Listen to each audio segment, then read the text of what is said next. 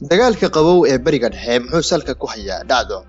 Bariga Dhexe istaraatiijiyad ahaan waa mid xaalkiisa siyaasadeed tahay. Haatan waxaa ka jira 4 dawladood oo burburay waa Yemen, Syria, Iraq iyo Liibiya. Waxayna noqdeen xarun ay ku dagaalamaan kuna loolamaan quwadaha adduunku. Waxayna indhaha ku kala qaadeen Bariga Dhexe qarnigii 20aad dagaalo iyo rabshado joogto ah. Marka aad u fiirsato labada wadan ee ciyaarta dagaalka ku jira xilli walba waa Saudi Arabia iyo wadanka Iran. Sacuudiga iyo Iran dagaal toos ah iskuma qaadin wali, laakiinse waxay door bideen inay ku herdamaan wadamadan walaalahooda ee itaalka daran iyagoo la kala safanaya dhinacyada isxaya. Waxaana loo yaqaanaa arrinkan proxy wars.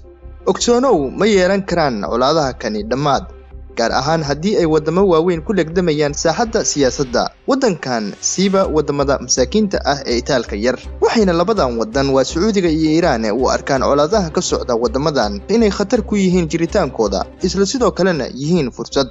Waxayna dagaalku noqday labadan wadan dagaal ku dhisan qaacidada ah aniga ayaa saameynta ugu badan ku leh ciyaarta, waana sababta lagu yaqaano dagaalka nooca kan oo kale ah Cold War.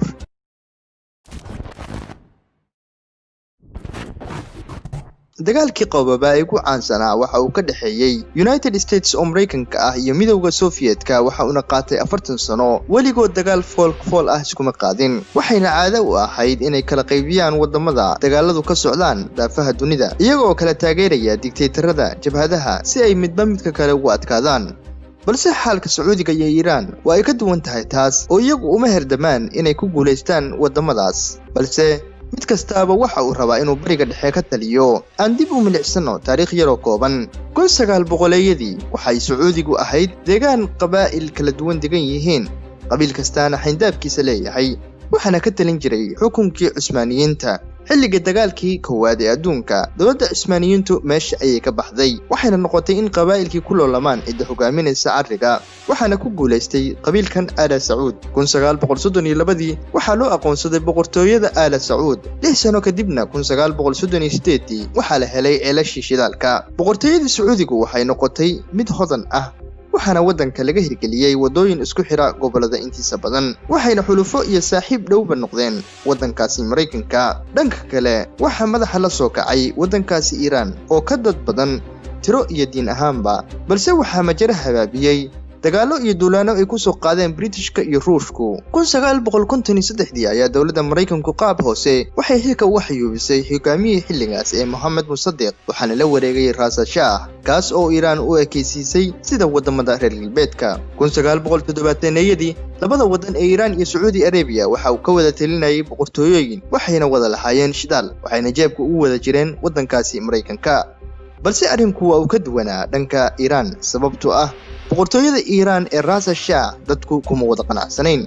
waxaana jiray gadood dadweyne gaar ahaan muslimiinta oo ay ka cabanayeen in xuquuqdooda muslimnimo uusan ixtiraamin. waxay socotoba aakhirkii waxaa dhacay kacdoon shacab 1979 markii xilka laga xayuubiyay boqortooyadii Mareykanka jeebka ugu jirtay, iyada oo hogaaminaya kacdoonkan Ayatollah Khomeini ayaa uu hogaanka wadanka Iran la wareegay. waxa uu Ayatollah aad uga soo horjeeday boqortooyooyinkan dowladaha qalaad ee Mareykanku ka mid yahay jeebka ugu jira, waxayna sababtay in qoyska Sacuudiga ka taliya ee Aala Sacuud u arkaan mid duulaan ku ah arrimahooda iyo kursigoodaba. waxayna aad uga baqsanaayeen in Ayatollah Khomeini ku abuuro wadankooda kacdoon ka dhan ah qoyska talada haya ee Aala Sacuud, waxayna tani sii horisay colaado joogto ah. waxay arrinkan sababtay in Sacuudigu uu diinta Islaamka iska xijiyo Iran, kuna andacoodo in dadkiisu yihiin Sunni halka Iraaniyiintu u badan yihiin Shiico, sidoo kalena Makka iyo Madiina ay ku yaalaan dhanka Sacuudiga. inkastoo ay tahay siyaasad, haddana marka loo eego kala qaybsanaanta diimaha gaar ahaan Protestaanka iyo Orthodoxiska Kiristaanka ah, lama dhihi karo cadaawad weyn ayaa ka dhaxaysa Shiicada iyo Sunniga. warqadaas aad arkayso waa cadeymo CIA-da Mareykanku hayso oo ah in Iran ay bilowday taageeridda Shiicada ku dhaqan wadankaasi Iraq, Afghanistan iyo Saudi Arabia si ay u afgambiyaan dowladahooda. waxayna Sacuudiga ku khasabtay isagoo la xulufaysanaya Mareykanka iyo boqortooyin kale ee Khaliijka inuu sameeyo GCC. balse 1980kii ayaa Saddam Hussein waxa uu weerar ku soo qaaday Iran, waxayna aakhirkii sababtay dagaal khasaare leh. markii la arkay in Iran ku gacan sareyso dagaalka ayaa Sacuudigu waxa uu ku kaalmeeyay Iraq hub dhaqaale iyo mid lacageedba. Dagaalkana waxa uu sababay dhimasho gaaraysa ilaa 1 milyan oo qof, waxayna Iiraan ku eedeysay dagaalkan inuu huriyay Sacuudiga. balse waxa uu khalad weyn dhacay markii Mareykanku xilka si khasab ah u xayuubiyay hogaamiyihii Ciraaq ee Saddam Hussein. Tani uma ahayn labada dawladoodba, waa Iiraan iyo Sacuudiga mid dan ah maadaama ay Ciraaq u wada dhaxaysay, waxayna sababtay in waddanka Ciraaq uu ka dilaaco dagaal sokeeye. sidoo kalena jabhadaha Sunniyiinta iyo Shiicadu mid kasta rabaan inay ka faa'iideystaan fursadda burburka xilkana la wareegaan. Sacuudiga ayaa waxa uu bilaabay inuu taakuleeyo Sunniyiinta, sidoo kalena Iiraan waxay dhankeeda ka taageertay Shiicada. waxay arrintaanuna sii horisay kacdoon la magac baxay kacdoonkii gugii Carabta ama Arab Spring, waxayna ku abuurtay kalsooni darro xukunkii boqortooyada Sacuudiga iyaga oo u arkayay inay sababi karaan kacdoon ka dhan ah waddankooda. waxay bilaabeen inay taageeraan Sunniyiinta wadamada kacdoonku ka bilowday, sidoo kalena Iiraan dhankeeda ayay ka bilowday. tusaale ahaan Tunisia, Sacuudigu dictatorkii ka talinayay Tunisia ayuu taageeray, sidoo kalena Iiraan waxay taageertay mudaharaadayaashii.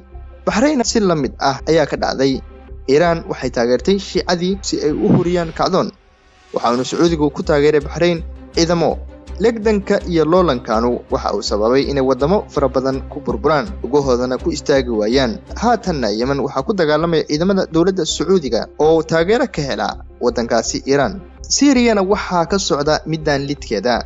ciidamada Iiraan waxay ka garab dagaalamayaan jabhado qaarkoodna yihiin Xisbullah, waxayna taageersan yihiin Bashaar al-Asad. Sacuudiguna jabhad Sunni ah ayuu dhinaciisa ka taageerayaa.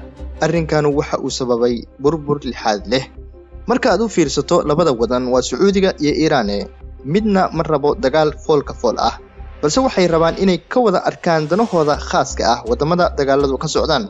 haatanna waxa uu dagaalka Qabow isugu soo biyashutay waddanka Qatar, halka Syria xaalkeedu ka sii darayo. sidoo kale lama garan karo sida uu noqon doono mustaqbalka Bariga Dhexe haddii uu hardanka iyo dagaalka Qabow sii socdo. dhacdo waxa uu noqon doonaa barnaamij gaar ah oo aan ku qaadaa dhigi doono dhacdooyinka caalamka. fadlan ku soo biir channelka adigoo subscribe garanaya, sidoo kalena ha moogaan inaad like saadho muuqaalkeena, aad ayuu noo anfacayaa. mahadsanidin.